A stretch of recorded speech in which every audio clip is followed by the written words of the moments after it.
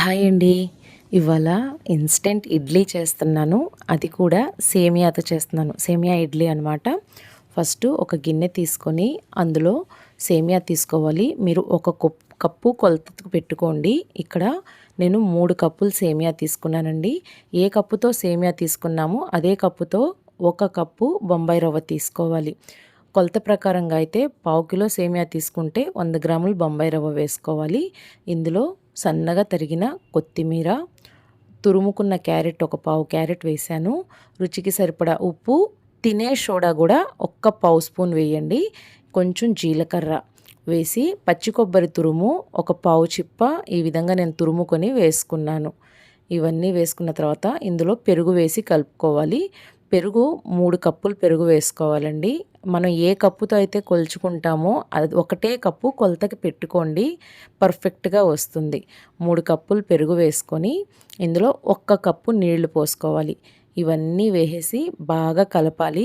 కలిపితే మనకి కలిపినప్పుడు సేమియా కొంచెం గట్టిగా ఉంటుంది. కానీ దీన్ని ఒక 10 నిమిషాలు చక్కగా పక్కన పెట్టేసామంటే ఆ పెరుగులో సేమియా ఇంకా అవంతా నాని మెత్తబడుతుందన్నమాట. మీరు అవసరం అయితే గనక ఒక పావు గ్లాస్ వరకు వాటర్ కలుపుకోవచ్చండి. ఎందుకంటే అది నానినప్పుడు సేమియా రవ్వ అనేది అంత పెరుగంతా పీల్చేసుకుంటుంది.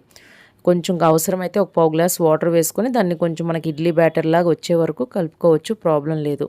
ఇప్పుడు మనం నెయ్యి కానీ ఆయిల్ కానీ గ్రీస్ చేసుకోవాలి ఇడ్లీ ప్లేట్లకు ఒకసారి, ఎందుకంటే ఈజీగా రావటం కోసం.